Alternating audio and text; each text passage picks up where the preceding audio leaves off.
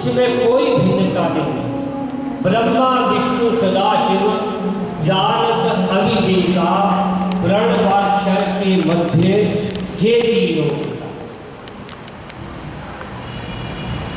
सामाजिकता की दृष्टि से देखो, हमारे घर में शादी हो, जिसको हम पंजाबी में सिठनिया कहते हैं, हिमाचल में उसको हम और रूप से बोलते हैं। जब घर में मेहमान आते हैं तो दूल्हे से पहले रिश्तेदारों के ऊपर सिठनियाँ गाई जाती। परसों भगवान का विवाह है, पाणी ग्रहण है, तो हम सुनेंगे। वैसे ही भगवान की कथा हो, हरि भगवान, राम भगवान, कृष्ण भगवान, ये साक्षात ना पहुंचे कभी हो ही नहीं सकता। करी विधिवत पूजा शिव समान प्रिय मोहि न दूजा। भगवान राम श्रीरामचंद्र के मानस रामायण में लिखा, शिव समान प्रिय मोहि न दूजा।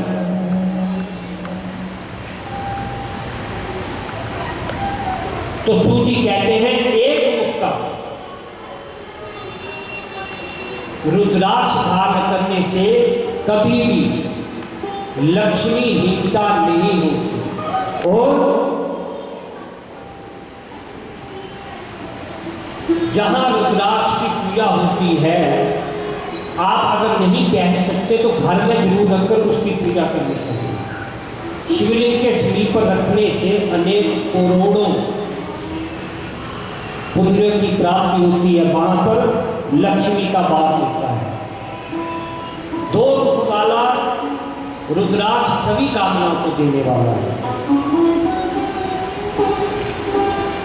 3 मुख वाले में सारी विद्याएं प्रतिष्ठित हैं। 4 मुख में साक्षात ब्रह्म रूप है। ऐसे 14 मुखी रुद्राक्ष कहे गए हैं। देखो, अगर हम शिव पुराण की कथा को सारांश में ना कहें तो ये अनेकों करोड़ों वर्षों तक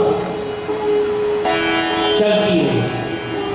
पहले श्रीमद् भागवत का क्या एक परायण का क्या था, 2 काले होते थे, 2 समय होते थे, सुबह और शाम।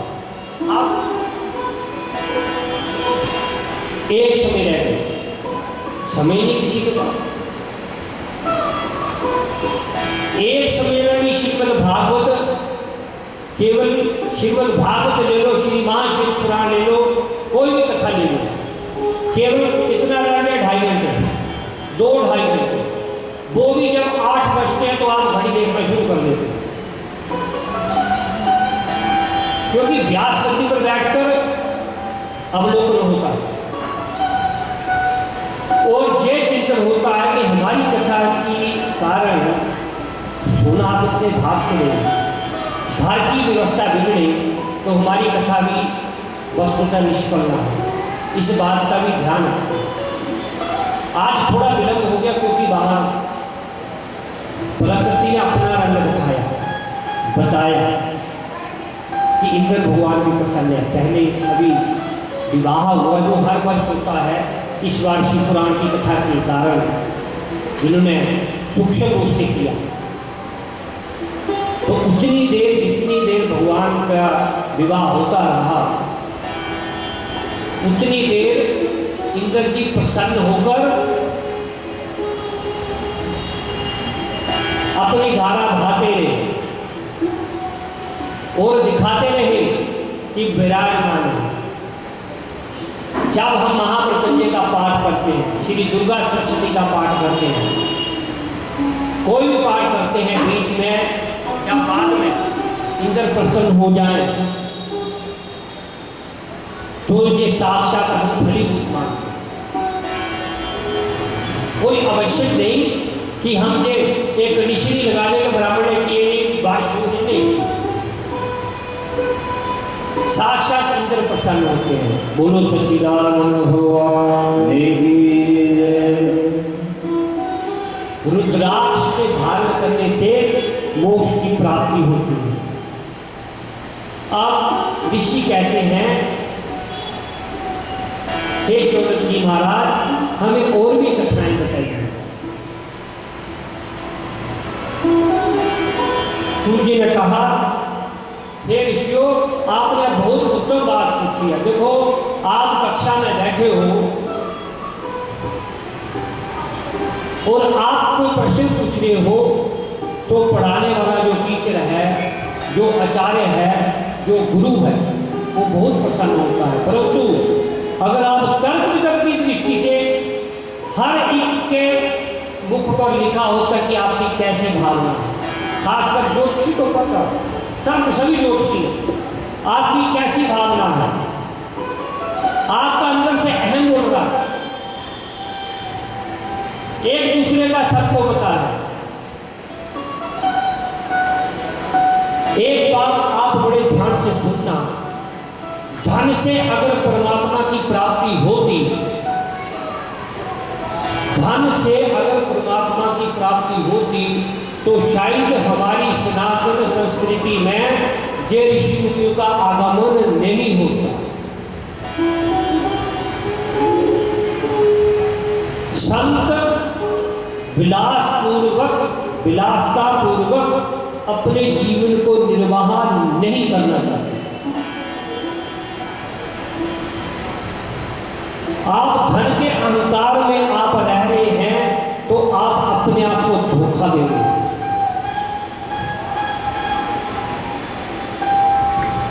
धने बिना धर्म में इस बात को मानकर चलते हैं, परंतु अगर आप अपने दिमाग में या अपने मन में ये बिठाकर चले भी धन ही सब कुछ है, नहीं, हम जो कर्म कर रहे हैं, आप कोई पुराण का गरुड़ पुराण में स्पष्ट लिखा,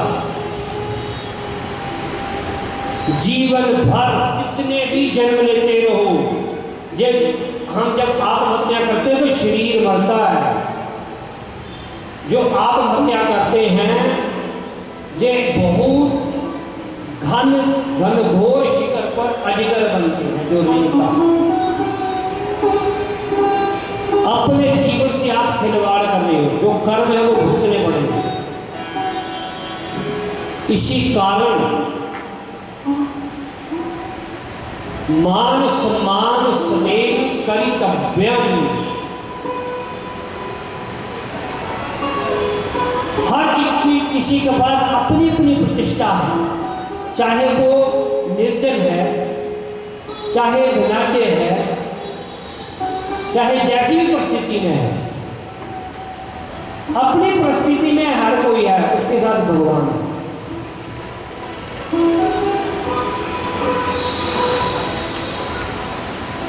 भगवान की कथाएं तो ही बनी हुई है ना, शास्त्र क्यों लिखेंगे? देखो, किताबें थोड़ी ना, मनोरंजन दृष्टि से आप टाइम पास करने के लिए थोड़ी है। पहले गुरुकुलों में एक नृप का बच्चा भी और निर्धन का बच्चा भी उसी आश्रम में पढ़ता था। आप बड़े बड़े स्कूलों में देख लो, आप वर्दी पर ही लगा लो, सभी बच्चों ने एक जैसी वर्दी पहनी है। जहां तक अब आधुनिकता की दृष्टि को समाज छोड़ रहा है,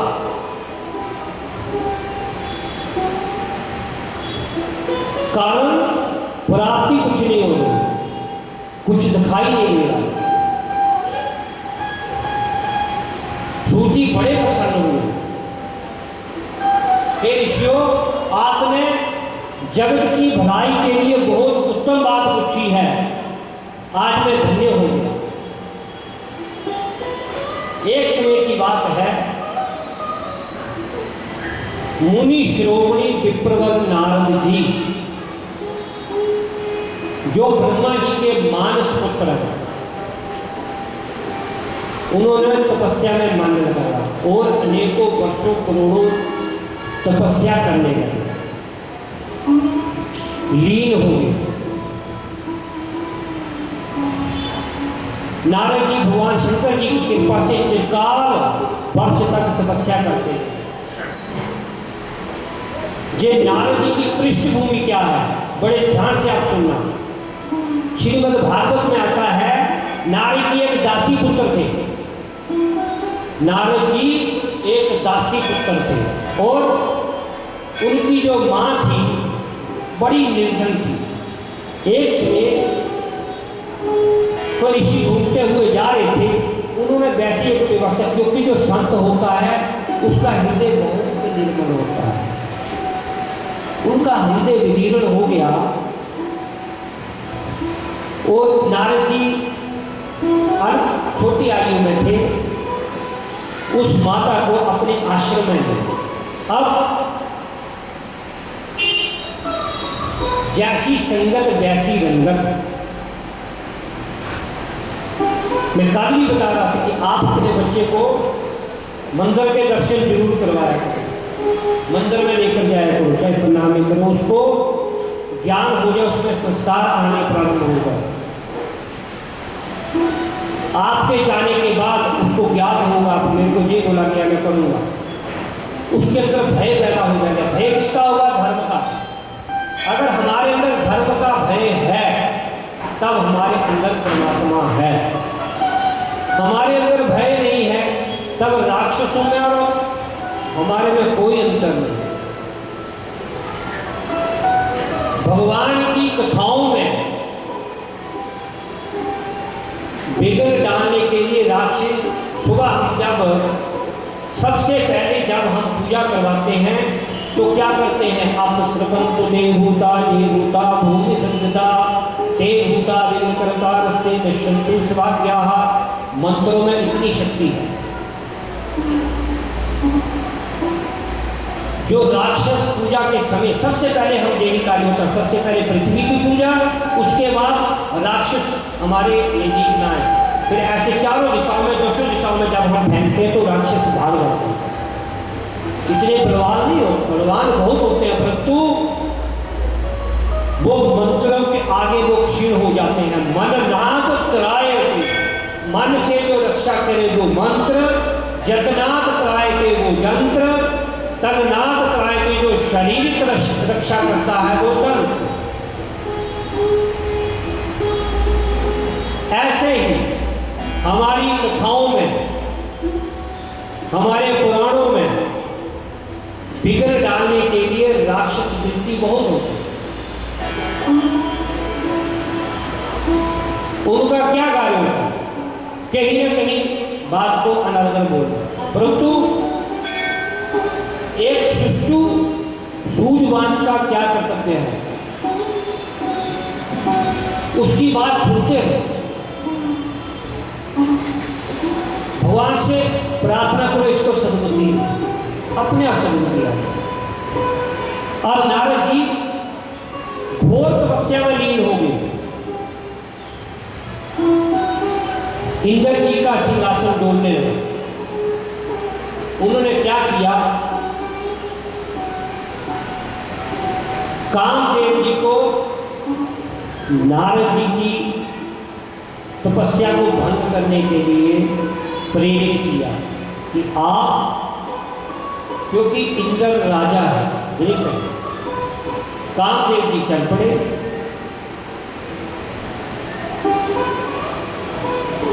कामदेव जी की माया का नारद जी पर कोई असर नहीं पड़ा। उसका कारण, नारद जी वहां तपस्या कर रहे थे जहां उस आश्रम में, जहां भगवान शिव ने कामदेव को, आगे कथा में आया था, कामदेव जी को भस्म कर दिया था।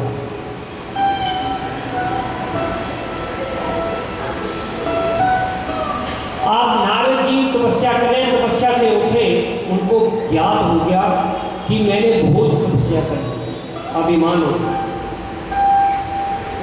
ये भी एक दृष्टांत दिया कि जब भी नारद इतने बड़े तपस्वी, नारदम जस्य, जिसकी बात को टालता नहीं,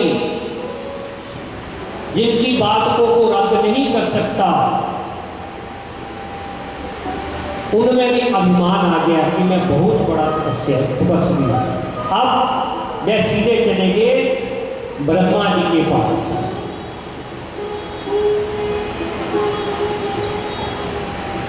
और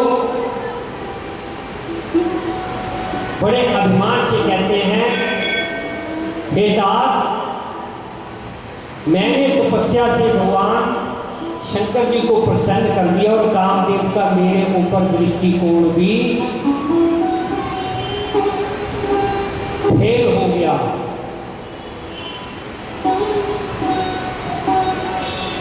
ब्रह्मा जी सारी बात समझ गए और उन्होंने कहा, है पुत्र, भगवान विष्णु के पास आपको जाना चाहिए,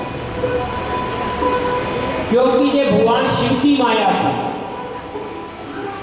भगवान शिव ने संसार को,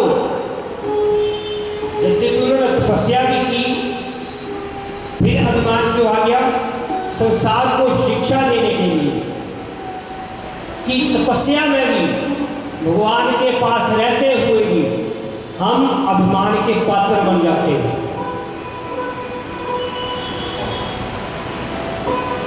आप भगवान विष्णु जी के पास गए,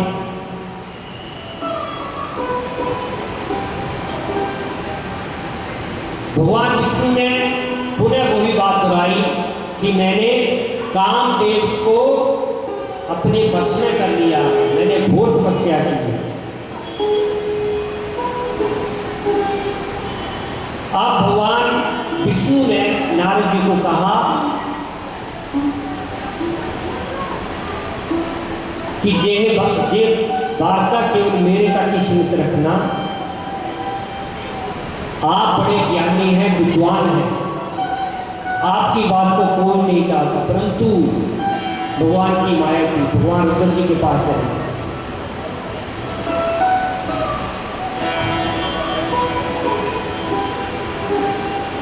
मैंने कामदेव को जीत लिया है। भगवान रुद्र ने नारद जी को शिक्षा दी, बहुत समझाया बुझाया, परंतु वे शिव की माया से मोहित थे, उनकी बुद्धि मारी गई थी। उन्होंने पुनः कहा, हे नारद जी, अब ये सारा वृत्तांत विष्णु भगवान के सामने कहने के लिए पुनः विष्णु लोक को गए। नारद जी बड़े प्रसन्न हुए कि भगवान मेरे पर प्रसन्न हो गए हैं। भगवान शंकर पुनः विष्णु लोक को गए। भगवान शिव की माया थी, हम भी कहीं ना कहीं भगवान की माया से जकड़े हुए।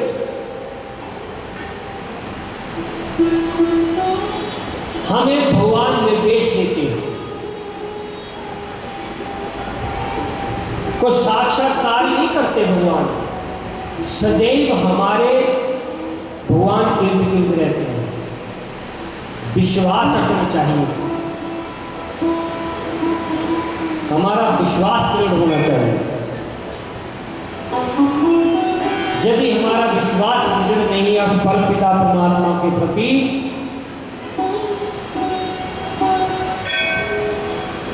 तब ये हमारा जीवन व्यर्थ है।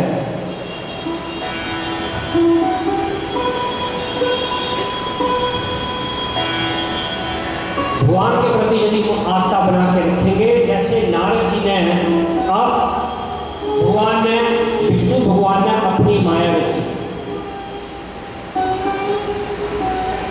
और एक शिक्षा देने के लिए एक विशाल नगरी की रचना की। भगवान विष्णु वह बड़ी मनोहर थी। शीलनिधि नामक ऐश्वर्यशाली राजा वहां पर राज्य करते थे।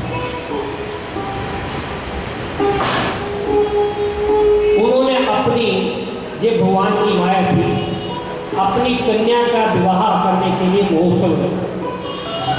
जैसे ही नारद जी वहां से निकले, शिव भगवान की माया से विमोहित थे,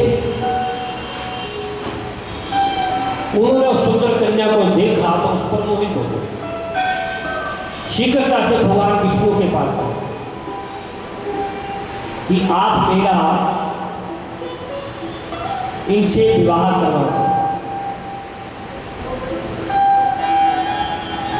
और अपने जैसा आप रूप दे दो। बार बार प्रार्थना करने पर भगवान ने एक बानर का रूप शरीर में ही रहने लगे। बानर का मुख नारद जी को दिया। नारद जी बहुत प्रसन्न हुए और उस शील निधि राजा के राज्य में नगरी में और स्वयंवर में बैठे। भगवान की माया थी। जब उस राजा की कन्या स्वयंवर लेकर हार लेकर आई, भगवान का वर प्राप्त करने के लिए, तो उसने नारद की तरफ देखा भी नहीं, नारद जी को देखा भी नहीं। उसी समय भगवान का आगमन हुआ।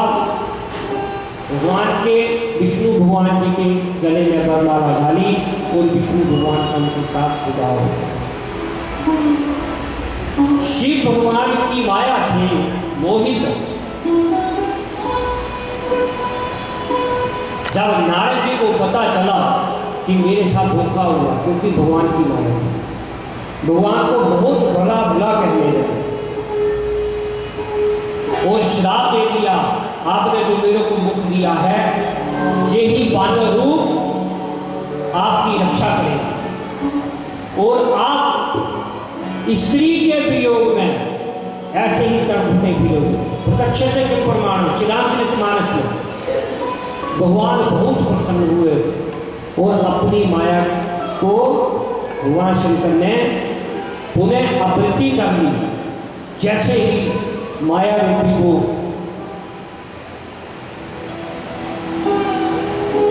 दूर हुआ,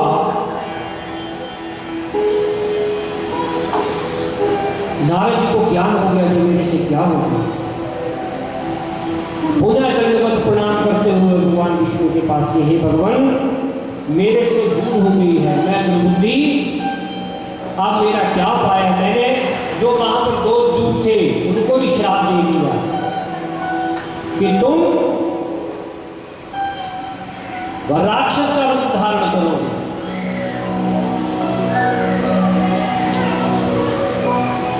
क्योंकि मैंने आपको बोला था कि आप निडर बन के रहते हो, आपको कोई डर नहीं,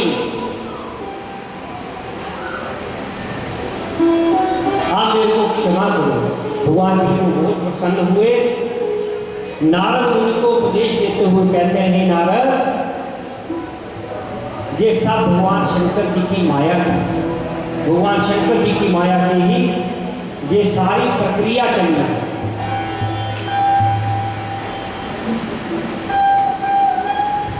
अतः तुम उस माया से मोहित हो।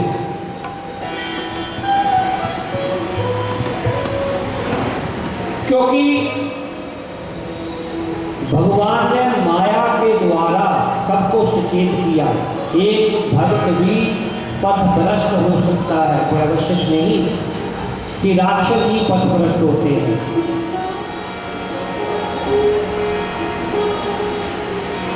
8:10 पर भगवान की आरती हो जाएगी। आज थोड़ा विलंबी हो गया।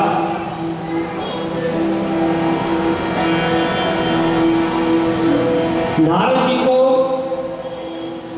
ज्ञान हो गया। अब वे तीर्थों में भ्रमण करने लगे, अनेक तीर्थों में भी ज्ञान प्राप्त किया। भगवान शिव प्रसन्न हुए और उन्हें उपदेश दिया। नारद जी बहुत आनंदित होकर शिव का ध्यान करते हुए, शिव तीर्थों का दर्शन करते हुए बार बार भूमंडल में विचरण करने लगे। क्योंकि आगे कथा में आएगा, क्योंकि नारद जी को भी श्राप मिला था।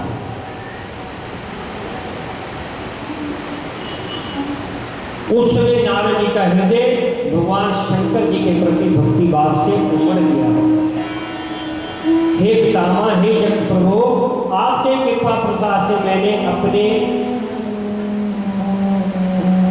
उत्तम जीवन को प्राप्त किया। आपकी कृपा बनी रहे। अब शौनकादि ऋषि कहते हैं, ये प्रसन्न सुनकर हम बहुत प्रसन्न हुए।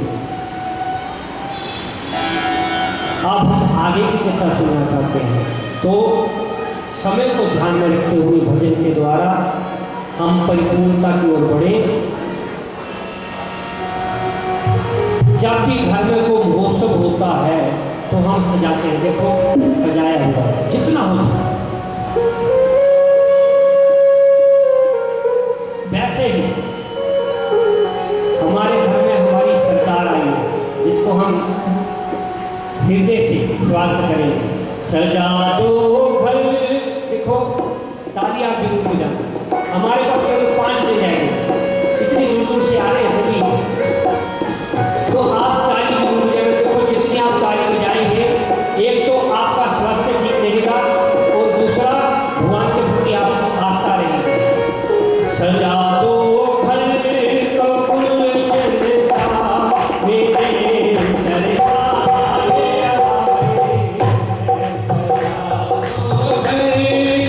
मेरे घर को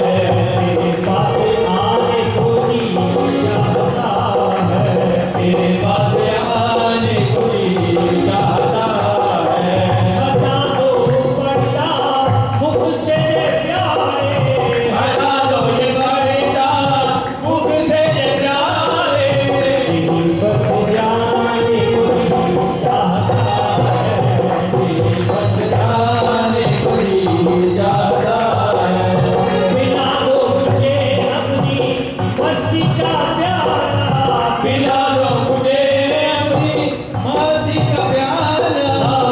मस्ती में आने को जी चाहता है, मस्ती में आने को जी चाहता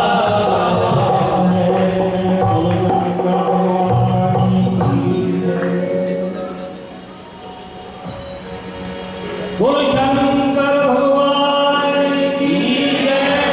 भगवान की आरती हमारे बीच में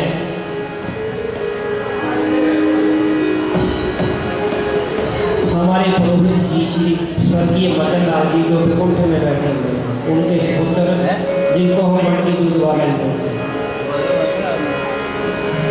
मैं भी संकोच आज मन से यही बोलूँगा, प्रबुद्ध ज्ञानवान हमारे पंडित जी शहर में विदेश तक और उनके सुपुत्र, कल मैं नाम लेना भूल गया, मैंने उनको वो मना कर रहे थे।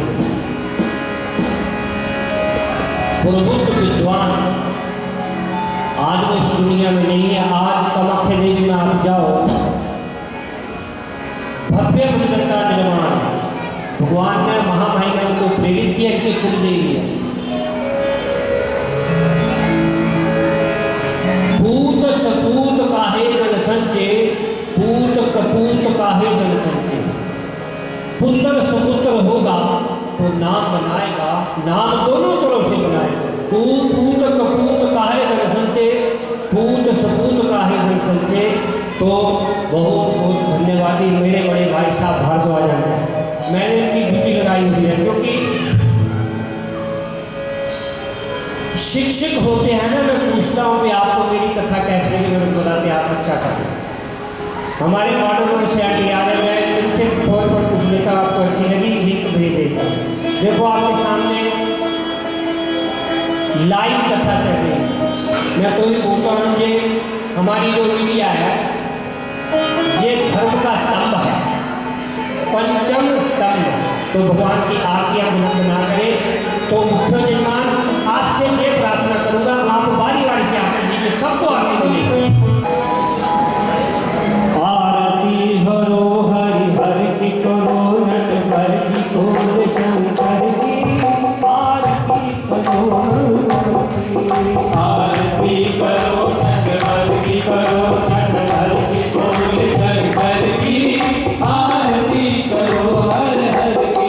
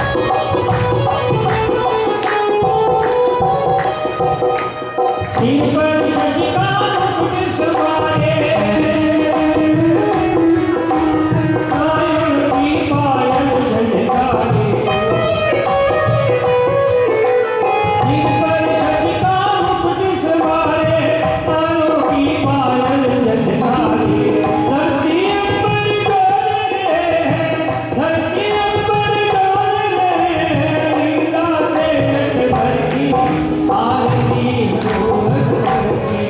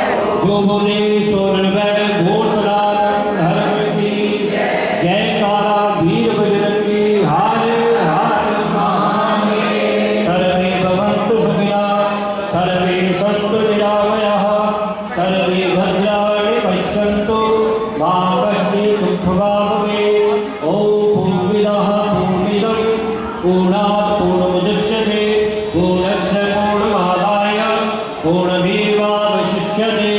ॐ शान्तिः शान्तिः शान्तिः। बहुत बहुत धन्यवाद।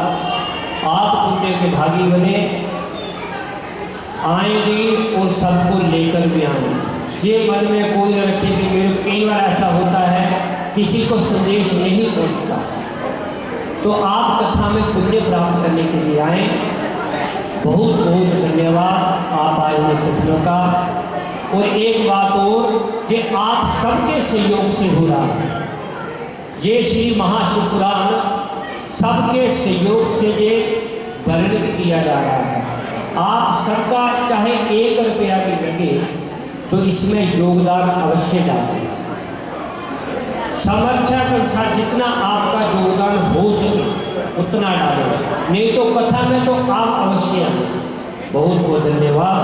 बोलो सच्चिदानंद भगवान की। बंधुओं, अगर अभी तक आपने हमारे चैनल भक्ति रस लाइव को सब्सक्राइब नहीं किया तो कृपया सर्वप्रथम आप हमारे चैनल को सब्सक्राइब कीजिए, क्योंकि इस चैनल के माध्यम से आप अध्यात्म से जुड़ते हैं, आप भगवान से जुड़ते हैं।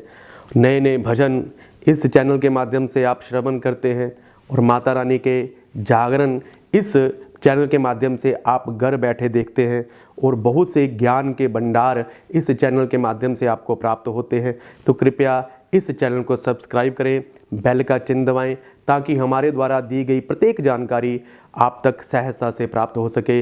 जय श्री कृष्णा, जय श्री राधे, जय श्री कृष्णा, जय श्री राधे।